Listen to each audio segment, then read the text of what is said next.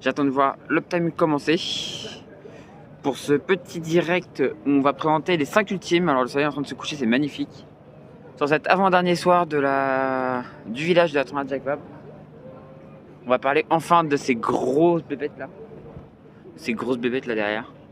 Ils sont magnifiques. Ils sont vraiment sublimes.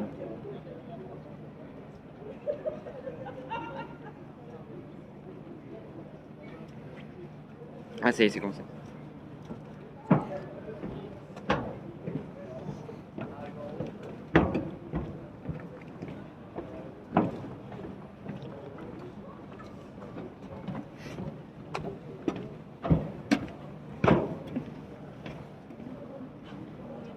J'attends juste que ça se libère un peu.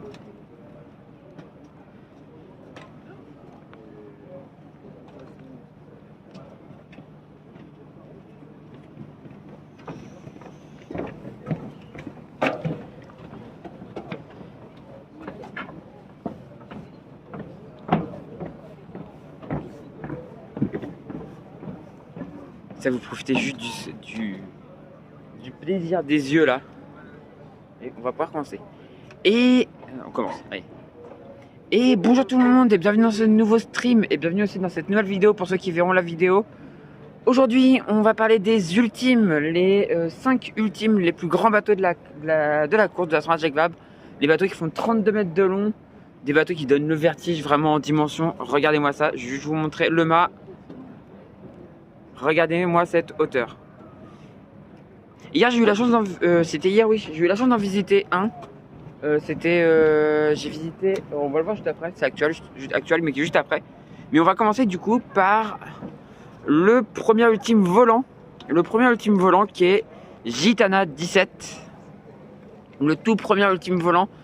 Bateau de course au large fait pour voler.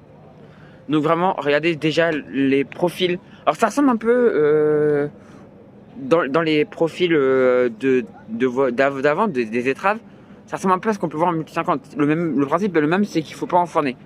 Mais le truc, la grande différence avec les multi 50, c'est déjà la taille, ça fait 32 mètres de long. Et surtout, il y a des foils qui permettent de voler. Je vais vous montrer un peu ça par la suite. Et on voit aussi, du coup, vu que maintenant on vole, on est pas mal dans l'air, on voit pareil les carénages des bateaux qui sont assez carénés. Gitana, elle n'est pas le plus carénée quand même. On va aller voir des bateaux encore plus carénés par la suite. Alors on voit le petit renfoncement, c'est comme sur Blanc Pop. Le renfoncement. Je pense que c'est à peu près la même utilité et ça permet aussi de gagner un peu de poids. Et coucou Mathis. T'es rentré chez toi, ça y est? T'as fait la route? Donc oui, je vous dis pourquoi j'ai pas streamé hier. Hier j'ai pas streamé et avant-hier non plus. Alors, avant-hier j'ai pas streamé parce que j'étais avec Mathis. Et du coup j'ai pas fait de direct. Et hier il pleuvait comme pas possible et du coup voilà. Et maintenant que Mathis est parti, il refait beau. Il fait grand soleil aujourd'hui. Il fait grand soleil. Donc voilà le Gitana 17 avec Charles Caudrelier et Franck Camas à bord. Donc le premier ultime volant. Le premier maxi trimaran volant au large. Qui va du coup faire cette tournoi de Jacques Vabre et qui part après la tournoi de Jacques Vabre. Si pas de casse, si tout se passe bien. Le bateau rentrera en convoyage du côté de Lorient. Et il se mettra en stand-by. Alors après des petites réparations quand même. Hein. Il y a quand même toujours des petits trucs à réparer. Mais il se mettra en stand-by pour tenter le trophée Jules Verne en équipage. Donc un super bateau. Tu as de la chance. J'ai jamais été à la Jacques Vabre. Arrête tes bêtises Mathis. Donc un bateau qui est fait pour... qui fonctionne aussi bien en équipage qu'en solitaire. Malheureusement en fait ce que vous allez voir c'est un peu le problème de tous les ultimes à part actuel qui est quand même qui était pas fait à la base pour voler, enfin qui était un peu le prémisse, mais c'était pas un bateau qui était fait pour voler. Gitana est un bateau qui est fait pour voler et qui rencontre, c'est des précurseurs quoi, c'est vraiment des bateaux précurseurs du vol au large et qui rencontrent du coup des problèmes. Je pense que vous avez déjà entendu parler des problèmes de cavitation, donc en fait qui sont des bulles d'air qui se forment sur les profils et qui ont tendance à endommager en fait qui ont tendance à enlever dégrader en fait les profils. Ça peut aller jusqu'à les casser quoi. On voit voilà le bateau quand même, alors il c'est pas le plus profilé mais il est quand même assez profilé quoi. On verra plus tard sur les autres que c'est encore un peu plus profilé. Là on voit du coup les foils qui sont réglables. Donc en fait on peut les descendre, les monter, ça c'est normal. Mais on peut aussi les mettre plus en avant, plus en arrière afin de gérer en fait l'inclinaison du foil par rapport à l'eau. Et donc pouvoir soit appuyer le bateau dans l'eau, soit l'élever. Et donc derrière là-bas on voit, alors oui vous voyez sous la grand voile, bah, c'est un peu le même principe qu'on voit de plus en plus sur les autres bateaux, c'est l'effet de plaque. Donc on bouche le trou qui est en dessous pour avoir un aérodynamisme parfait. Juste c'est des bateaux qui donnent le vertige, hein. Niveau hauteur, regardez-moi la hauteur du mât. Et non Mathis, ton ban tu vas te le prendre au départ de Charal, je te l'ai dit.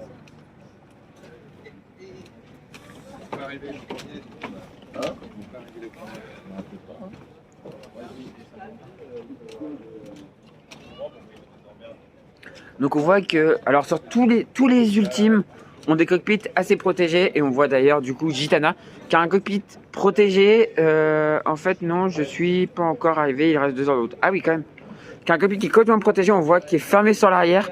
Alors c'est ouvert tout derrière mais voilà, c'est un cockpit qui est complètement protégé, qui est, bah, on est obligé maintenant sur ces bateaux qui vont tellement vite, on est obligé de tout fermer parce que sinon c'est juste intenable. Et là on voit du coup la partie du safran, le safran, on voit en dessous là. Et donc j'ai posé la question, le pourquoi de la petite pointe à l'arrière là. En gros, ça serait pour centrer en fait la pression au milieu et donc avoir une meilleure portance. Et on voit le carénage sur l'arrière. Il est pas très caréné sur l'avant, par contre sur l'arrière, il est hyper caréné. Donc en fait, l'air s'échappe vraiment bien et ça évite d'avoir des turbulences. Et donc on a un bateau qui est vraiment bien fait. Donc le bateau de Charles Caudrelier et de Franck Camas, qui comme je vous l'ai dit part sur le Trophée Jules Verne après la 31 Jacques Vabre. Donc un programme très ambitieux du Gitana Team, qui est un team qui existe depuis très longtemps et qui fait vraiment plaisir à voir. Donc bateau de 2017 si je ne m'abuse. Ouais, bateau de 2017 ou 2018 dans ces années-là. Mais un très bon bateau. Il fait encore beau, moi qui pensais qu'il pleuvait tout le temps au Havre. Bah tu vas te reprendre un ban.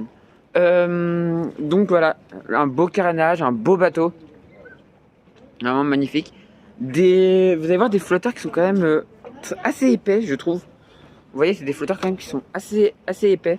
On va voir que sur certains bateaux, c'est beaucoup moins épais que ça.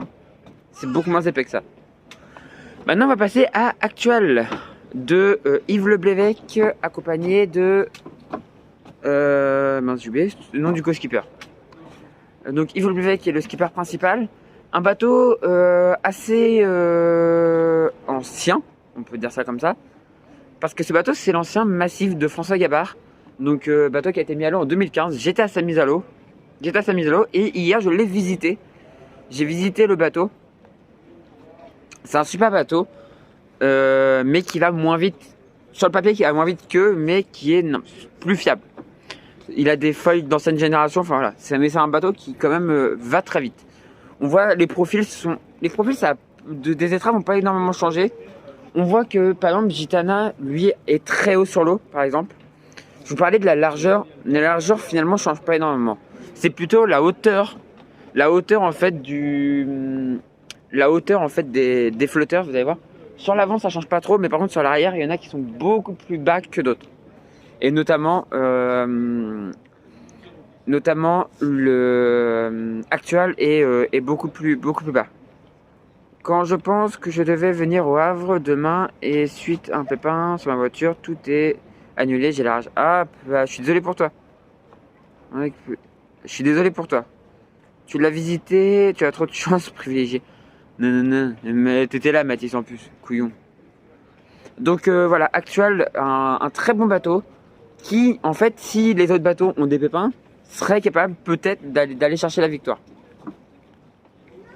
Clairement, il faudrait quand même que les autres bateaux aient des pépins pour qu'ils puissent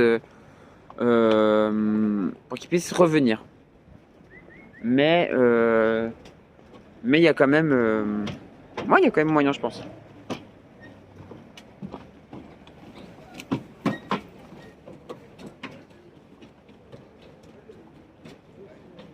il y a quand même moyen. Donc c'est un bateau voilà, qui est pour l'instant au niveau des profils et tout, c'est pas encore un bateau qui est hyper optimisé. Mais ce qu'on nous a dit pendant la visite d'hier, c'est que il y avait des études, notamment pour changer les foils, et pour mieux l'optimiser niveau aérodynamisme, pour que l'aérodynamisme soit meilleur. Et du coup, ça peut être, c'est un bateau qui a encore beaucoup d'évolution à faire. Hein. C'est un bateau qui peut encore beaucoup évoluer. Et je pense que c'est un bateau qu'il faut pas enterrer si vite que certains voudraient l'enterrer, quoi. Donc on voit les foils qui sont différents de ce qu'on peut voir sur... vous voyez par exemple sur ce qu'on voit sur Gitana, c'est que le foil il revient sur l'intérieur du bateau. Là le foil... Ah oui c'est vrai, moi aussi je l'ai visité. Oui c'est grâce à toi que je l'ai visité d'ailleurs. Et là on voit que le foil il revient sur l'extérieur. Donc il y a des différences aussi là-dessus, on va voir que sur tout le bateau en fait c'est assez différent. On se rappelle de la casquette complètement abritée de l'Actual. Et donc au milieu là-bas, il y a la dérive centrale qui, sur tous les ultimes, est équipée d'un plan porteur.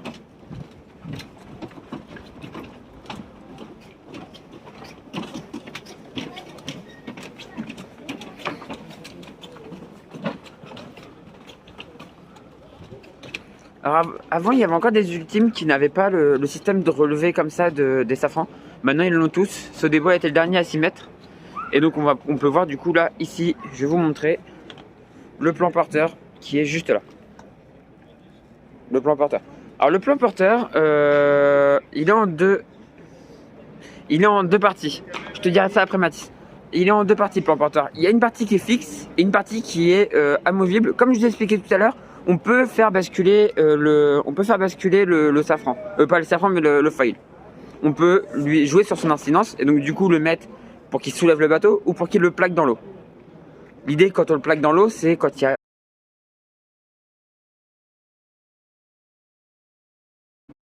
Pour le replaquer dans l'eau, on va mettre une incidence négative et donc le bateau va se redescendre.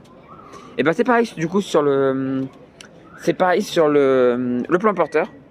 On va pouvoir plaquer l'arrière aussi, on va pouvoir tout plaquer en fait dans l'eau et éviter que le bateau ait tout le temps envie de s'envoler, quoi.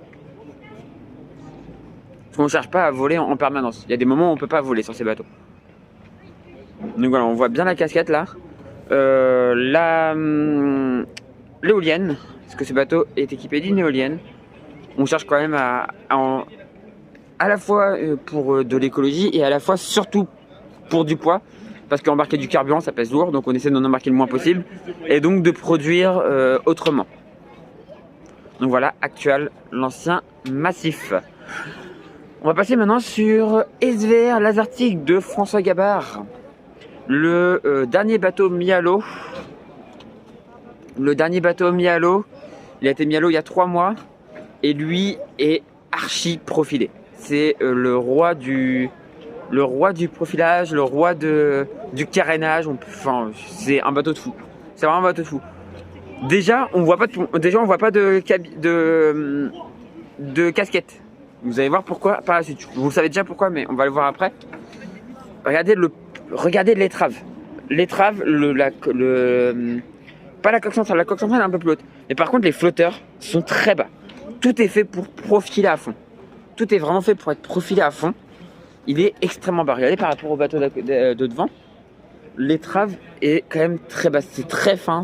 Tout est très bien fait sur ce bateau. Donc le bateau de François Gabard. Et on va surtout voir le cockpit.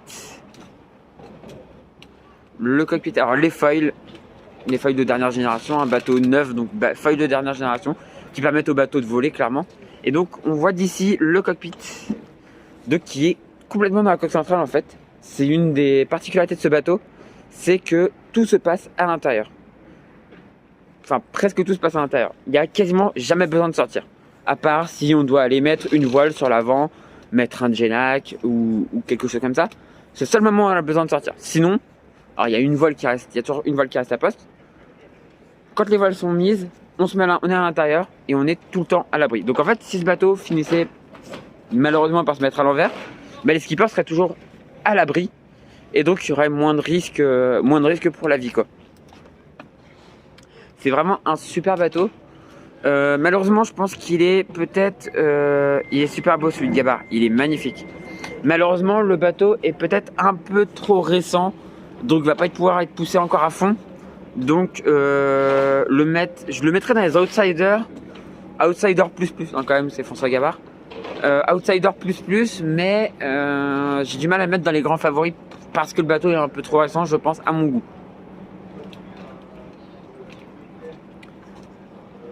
Vraiment un super bateau. On voit du coup là des caméras. Du coup, puisqu'ils sont à l'intérieur tout le temps, on met des caméras pour pouvoir regarder sur l'extérieur.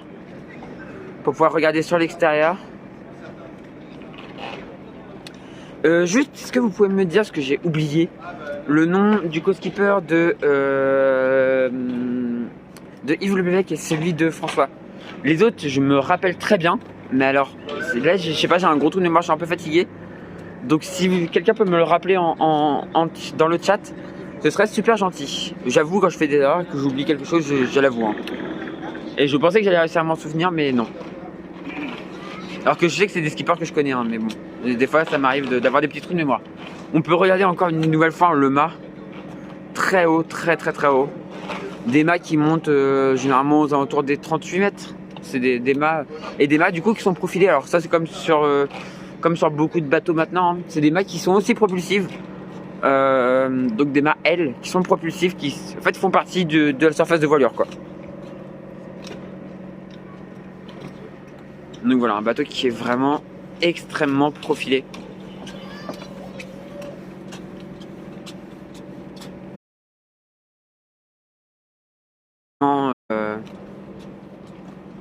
Ouais, tout est. Enfin voilà, j'ai hâte de le voir vraiment en course. Tom Laperche. Ah oui, donc Tom Laperche pour.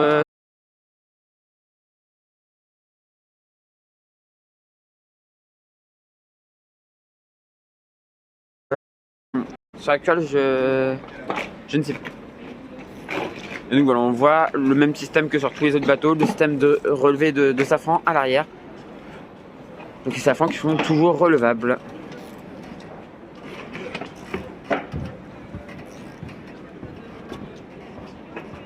Alors du coup on va changer de... Faut que je ressorte du village pour aller de l'autre côté, voir les autres ultimes.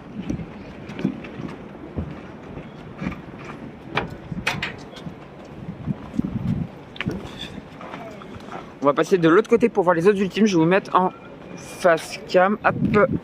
Voilà.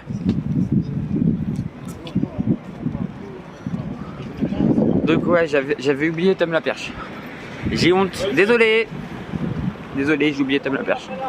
Hop. Alors ça c'est bon. Ici, il n'y a que 2 heures ici.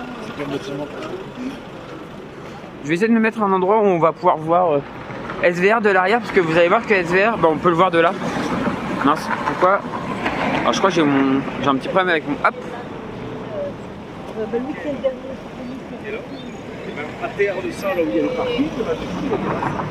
Regardez, l'arrière de SVR est extrêmement profilé aussi. Un peu comme sur les autres en fait, hein, mais vous voyez le carénage sur l'arrière, tout est fait pour que les coulements de l'air se fassent au mieux.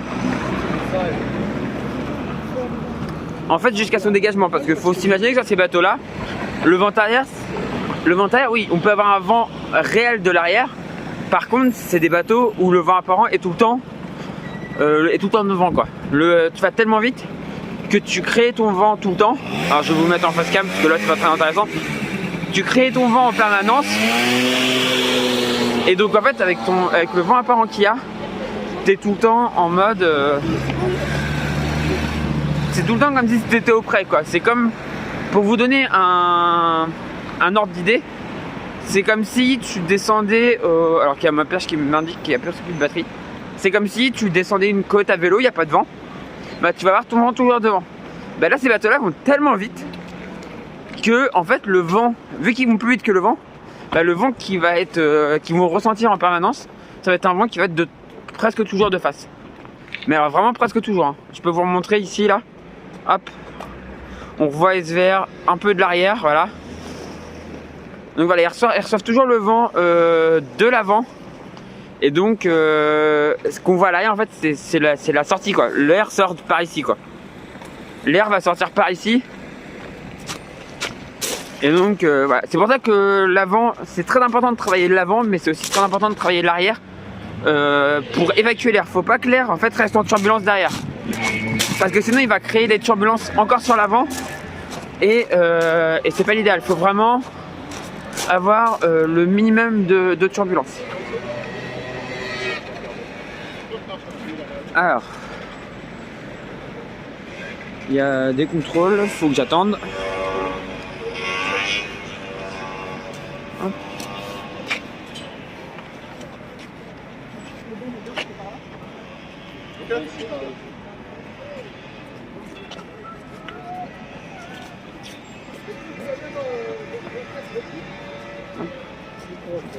Tu fais une vidéo? Comment? Je suis en stream. Vous êtes live? Ouais, je suis en live. Hello.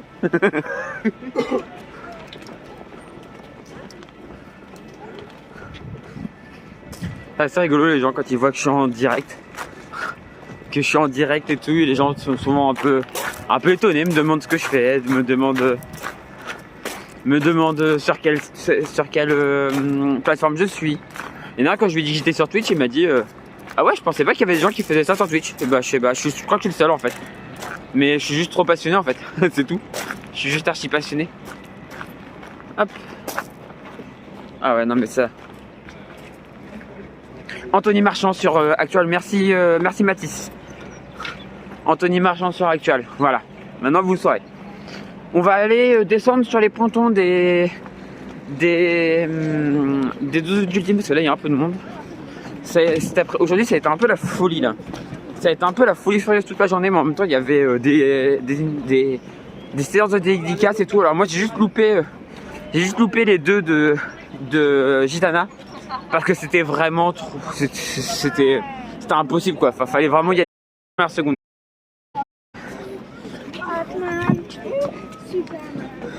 Et malheureusement j'ai eu le... Ah ouais non mais vraiment fallait y être dans les premières minutes, et moi dans les premières secondes, et moi j'y étais 2 minutes en retard quoi. Et du coup je suis arrivé au pied de l'estrade et c'était la fin.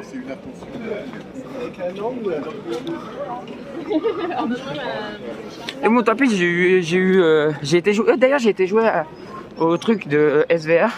J'ai gagné des trucs, c'était cool. Et le stand SVR d'ailleurs qui est juste là.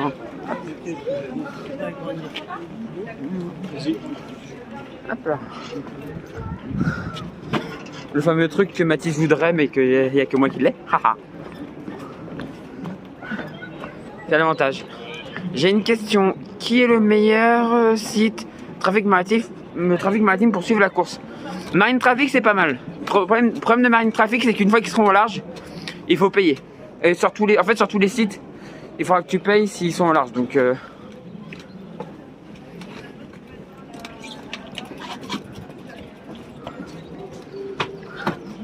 alors qu'on vient de croiser Thomas Coville. Mais on va aller s'occuper. J'ai failli voler ton passe. Oui j'ai vu ça, oui. On vient de croiser Thomas Coville qui vient de passer là. Mais là ils commencent tous à être un peu dans leur bulle, ça se sent. On sent que le départ approche. Ils commencent à être un peu tous dans leur bulle. On va remettre dans l'autre sens et on est à côté de Banque Populaire. Le Banque Populaire Actual, la dernière petite chose sur Actual, c'est ce que j'appelle le premier des nouveaux, on va dire. C'est le premier des nouveaux. Et donc c'est le premier ultime qui a été mis à l'eau après les bateaux qui étaient complètement archimédiens. C'était le premier à aller un peu plus vers du volant, même si c'était pas complètement volant. Voilà, on referme la parenthèse sur Actual et on passe sur l'avant-dernier bateau mis à l'eau, Banque Populaire 11 de Armel Leclache et de Kevin Escoffier. Un magnifique bateau, aussi très profilé. On voit un cockpit, on va en parler du cockpit, mais moi ce cockpit je l'adore. J'adore ce cockpit, on va en parler. On voit le profilage qui se fait jusqu'à l'arrière. Au niveau des plans porteurs, c'est toujours un peu la même chose en fait. Ils sont toujours un peu identiques. Mais c'est toujours un petit peu pareil. Mais on voit voilà, des bras qui sont bien profilés. C'est des super beaux bateaux. C'est juste magnifique. Donc ce bateau c'est un peu une copie du précédent Ultime qui a chaviré sur la route du Rhum, mais avec quand même quelques améliorations pour le rendre plus sécure et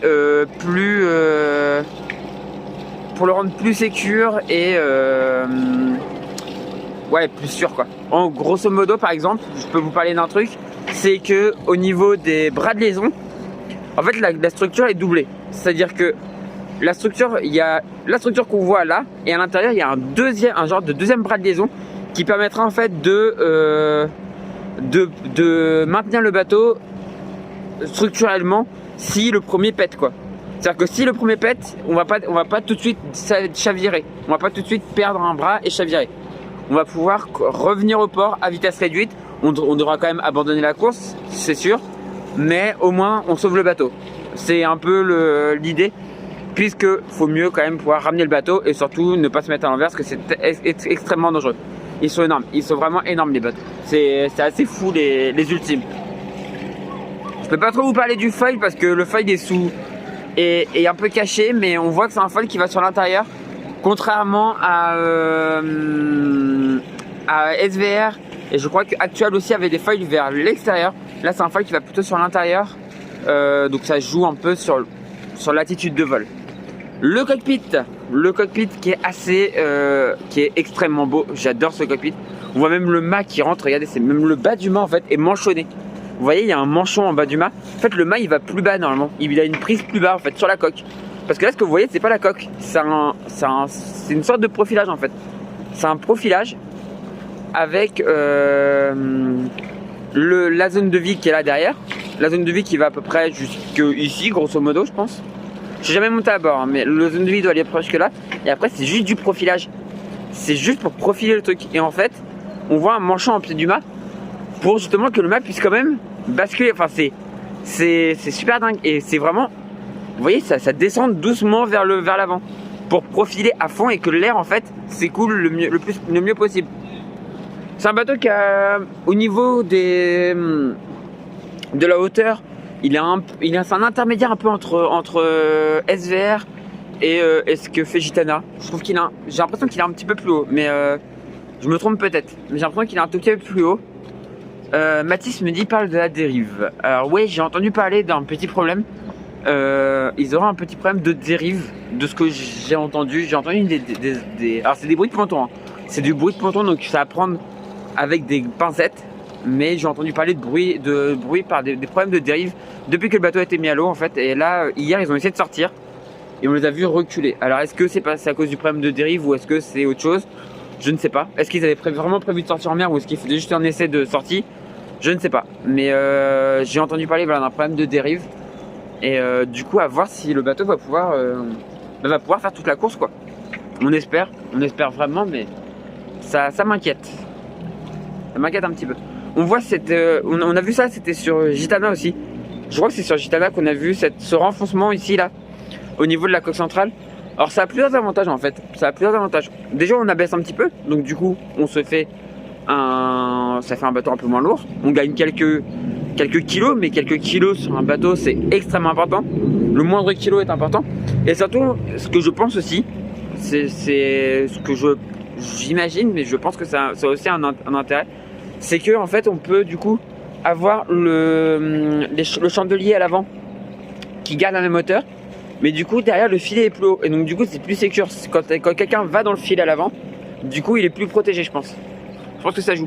Alors qu'on voit là-bas, on voit le foil et on voit que c'est un foil qui est assez arrondi, vous voyez, c'est un foil qui a une forme assez bizarre mais qui a une très belle forme. Alors je suis pas un expert en termes de foil, je peux juste vous expliquer le principe général d'un foil, mais vous parlez pourquoi on l'arrondit ou pas, je suis pas assez expert là-dedans pour vous en parler. Vous dire pourquoi un foil a une forme arrondie ou une forme droite, je suis pas assez expert. Je peux vous parler du principe général, en gros, le principe d'une aile d'avion, hein, c'est des formes profilées qui permettent au bateau de décoller grâce en fait à ce qu'on appelle le principe de Bernoulli. Donc un fluide qui rentre en contact avec un objet se sépare en deux. Vous avez une partie qui va accélérer, une partie qui va ralentir.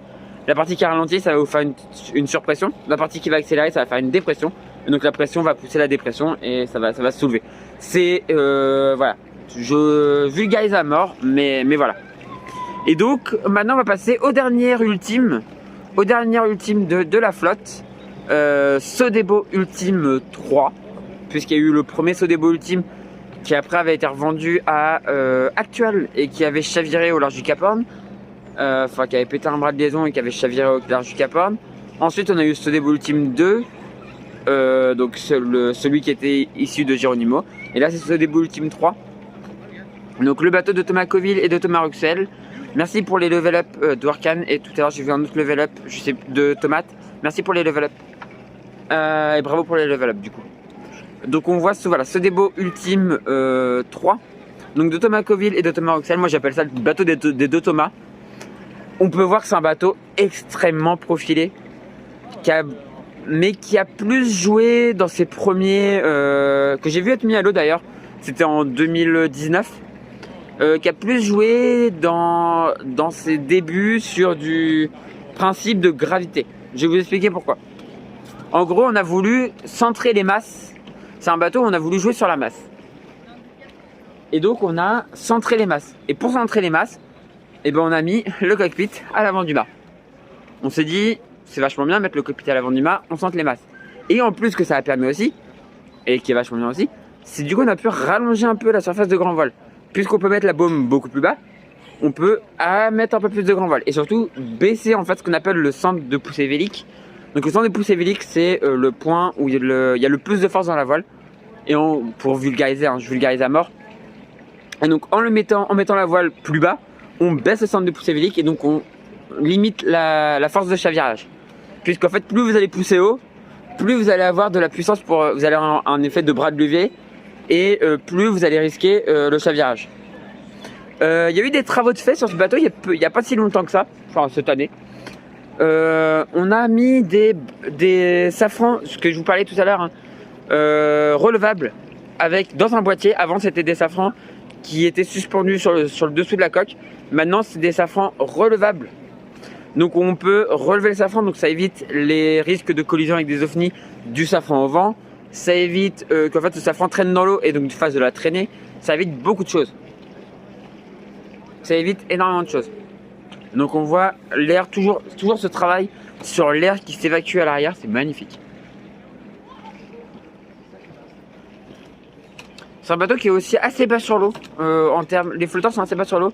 Gitana est quand même le bateau le plus haut sur l'eau. C'est un bateau qui est très très haut sur l'eau, alors que les autres ultimes sont assez bas sur l'eau.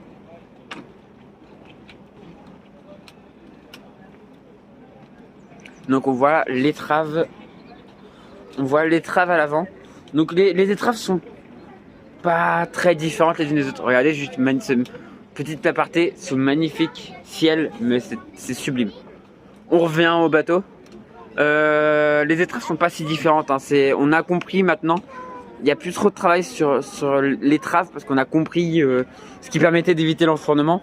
Donc du coup on fait toujours des étraves inversées qui permettent au bateau de sortir de la vague si on enfourne quoi.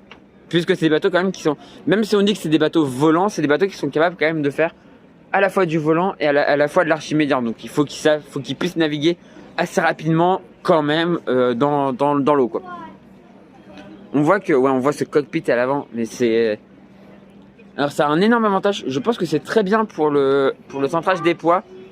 Par contre, je pense que la vie à bord quand ça commence à bastonner et tout, à l'avant là, ça doit être violent. Ça doit pas être le plus agréable possible. Ça doit pas être le plus agréable du monde.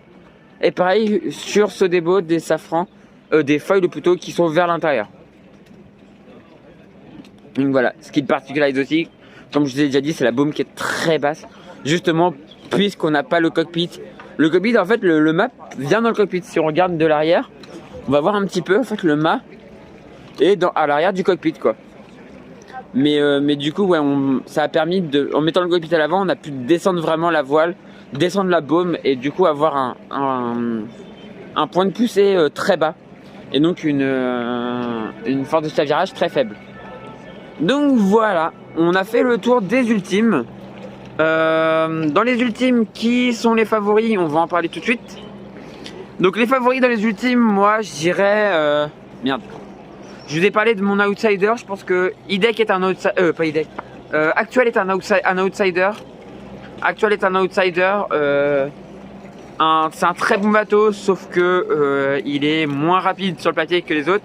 Donc en fait, il pourrait profiter si problème des autres bateaux pour le dépasser. Gitana est le grandissime favori selon moi. Grandissime favori. Sodebo peut s'en sortir aussi. Je pense que les deux grands favoris, ça pourrait être Gitana et Sodebo dans cette catégorie. Et après, il y a deux outsiders avec Banque Populaire. Deux autres outsiders, mais des outsiders que je mettrais en outsider plus. En gros, pour moi, tout le monde est capable de gagner dans cette classe. Mais il y a outsider avec Actual, il y a outsider plus avec Banque Populaire et SVR l'Atlantique, qui sont quand même des bateaux plus rapides, qui sont très évolués, enfin qui sont sur le papier très rapides, qui ont encore beaucoup de choses à, on a encore beaucoup de choses à découvrir sur ces bateaux-là. Donc à voir si ça va marcher ou pas. D'ailleurs, ouais, un autre truc que je vous ai pas montré sur Banque Pop. Alors attendez, je vais vous montrer sur Banque Pop. Je crois que c'est le seul bateau qu'on a vu où la coque centrale est droite. Vous n'avez pas de, vous n'avez pas le phénomène, vous n'avez pas le profilage sur la coque centrale. Alors je ne sais pas pourquoi, je ne saurais pas expliquer la raison. Je reste sur SVR, mais je crois que sur SVR, non, sur SVR c'est profilé aussi. Hein. Sur SVR, ils ont fait le... Sur SVR, il y a le... Même la coque centrale, elle y est. Ouais, sur SVR, il y a la coque centrale, elle est aussi... Et comme les safrans. La coque centrale est comme les safrans. Mais par contre, sur Banque Populaire, la coque centrale est droite. Alors, je sais pas pourquoi. Je ne sais pas pourquoi, ça serait une question à poser. Bon, là, après, les équipes là sont en plein travail, donc je vais pas les déranger. Mais voilà, là, il y a... Comme je disais tout à l'heure, on commence à sentir que le départ approche. Le départ, c'est quand même après-demain. Pour ceux qui regardent la vidéo, ce sera demain, du coup. Et on sent que les skippers commencent à être dans leur bulle, ça commence un peu à... Tu leur parles, tu sens qu'ils sont déjà un petit peu plus longs, ils sont déjà un peu partis. Enfin voilà, tu sens ça commence à venir, quoi. Tu sens que ça commence à venir et surtout que là, j'ai entendu tout à l'heure, j'ai laissé traîner une oreille du côté de Gitana. On aurait un équateur en 8 jours. Avec des bateaux qui sont capables d'aller à l'équateur en 5 jours. Pour vous dire la météo qui a l'air d'être très merdique. Donc à voir. À voir ce que ça va donner cette Transat Jacques Vabre, mais ça risque d'être assez lent. Assez lent. Les classes 40 risquent de mettre aussi beaucoup de temps à rejoindre le Cap Vert. Donc ouais, ça risque d'être très lent pour toutes les classes. Il y a des stratégies, je vais pas vous en parler parce que moi je commence à mettre aussi en place ma stratégie pour celle ouais, donc à voir, on verra. Mais voilà. Du coup, moi je vais vous laisser sur ces images de Sodebo, de Banque Populaire. De Banque Populaire 11. Je vais vous dire à demain. Demain soir, on fait un stream vers 20. Je vais lancer le stream vers 21h20. Je pense. Ils dorment tous dans leur bateau ou à l'hôtel. Alors non, ils dorment à l'hôtel. Il faut savoir que c'est des bateaux qui sont très inconfortables. C'est pas des bateaux très confortables. Hein. Tu dors sur des poufs ou sur des bannettes, mais t'as un petit matelas sur certains, mais c'est quand même pas très confortable. Donc non, ils dorment tous à l'hôtel. Et l'objectif quand même avant le départ, c'est quand même d'être le plus en forme possible. Donc d'être dans du confort, d'être bien quoi, avant de se retrouver dans des conditions compliquées. Donc et aussi pouvoir déconnecter un peu la tête du bateau avant de partir. Donc non, ils dorment tous. J'en connais pas là. Je crois pas qu'il y en a aucun. Il y en a peut-être un ou deux chez les classes 40, mais je suis même pas sûr. Mais sinon tous dorment à l'hôtel pour pouvoir voilà, déconnecter des bateaux un petit peu. Laisser les équipes techniques travailler aussi parce que si t'as tes affaires dans le bateau déjà, les équipes techniques pour travailler c'est pas top. Et puis aussi avoir du confort avant d'être dans l'inconfort le plus total pendant ouais, s'ils mettent déjà 8 jours pour descendre à l'équateur, si les ultimes mettent 8 jours pour descendre à l'équateur, les IMOCA vont mettre 2-3 de plus. Enfin ça va être violent quoi. ça va être très long, hein. Ça va être une course très longue là je pense. Donc normalement ils dorment tous à l'hôtel pour être en forme pour cette transat qui risque d'être dure. Pas parce que les conditions vont être hard, mais pas hard en termes beaucoup de vent, mais justement parce que les conditions risquent d'être très légères et c'est beaucoup plus dur. Personnellement je trouve que c'est beaucoup plus dur de naviguer dans du vent faible que dans du vent fort. Donc ça va être très dur. Donc non, du repos avant, beaucoup de repos à l'hôtel, c'est beaucoup mieux. Et comme ça ils arriveront dimanche matin sur leur bateau pour les premiers départs qui seront à 9 h, que je vais diffuser d'ailleurs en live sur Twitch. On se retrouvera dimanche matin. Je pense que je commencerai les lives. Je commencerai les lives vers 8h30. Il va falloir que je fasse attention à la batterie du téléphone par contre. Vers 8h30, le premier départ est à 9 h et le dernier départ est à plus de 11 h. Donc on ira voir tous les départs, on ira encourager mes skippers favoris. Donc on ira encourager Tanguy, on ira encourager Charlie, on ira encourager, enfin voilà. Donc si vous voulez suivre le départ sur Twitch, n'hésitez pas sur Toria la chaîne. Pour YouTube, du coup le lien description de la vidéo. Et sinon pour vous, voilà, vous savez déjà où me trouver quoi. Donc vers 8h30 je pense qu'on lancera pour déjà s'imprégner un peu de l'ambiance du départ. L'ambiance des pontons avant le départ, c'est assez fou, c'est quelque chose que j'ai déjà vécu. Bon, en ayant sauté les barrières, mais ça faut pas le dire trop fort. Mais voilà. Du coup moi je vais vous faire des gros bisous, je vais vous souhaiter une bonne soirée. Du coup on se retrouve demain soir à 21h20 je pense, 21h15, 21h20 pour le feu d'artifice tiré sur le bassin Palvatine avec tous les bateaux, c'est juste magnifique. Pour le dernier soir du coup de ce village de la Transat Jacques Vabre 2021. Moi je vais vous laisser, je vais aller rejoindre le bassin Palvatine, parce que là on est sur le bassin de l'Eure du coup, là où il y a les ultimes. Je vais rejoindre le bassin Palvatine parce qu'à 20 h il y a le baptême d'un bateau de quelqu'un que je connais. Il y a le baptême d'un bateau de quelqu'un que je connais qui s'appelle Jean-Édouard Cricioche, qui a un Diepois.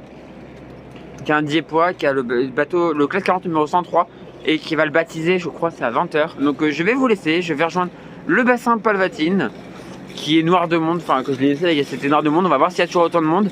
Je vous fais des gros bisous, je vous dis à demain soir pour le feu d'artifice sur ces magnifiques bateaux de la Transat Jacques Vabre, 15e édition, Transat Jacques Vabre Normandie-Le Havre, comme dit Serge, mais en même temps c'est comme ça qu'elle s'appelle. Du coup voilà, je vous fais des gros bisous, je vous souhaite bonne soirée, une bonne nuit, un bon... On est quel jour? On est vendredi soir, donc c'est pas encore les jours de fête. C'est demain la fête, des samedis soirs. Donc je vous dis bonne soirée, bon week-end, du coup bon début du week-end. Et je vous dis à demain et ciao tout le monde, gros bisous, à demain. Allez, vue sur Bank Pop.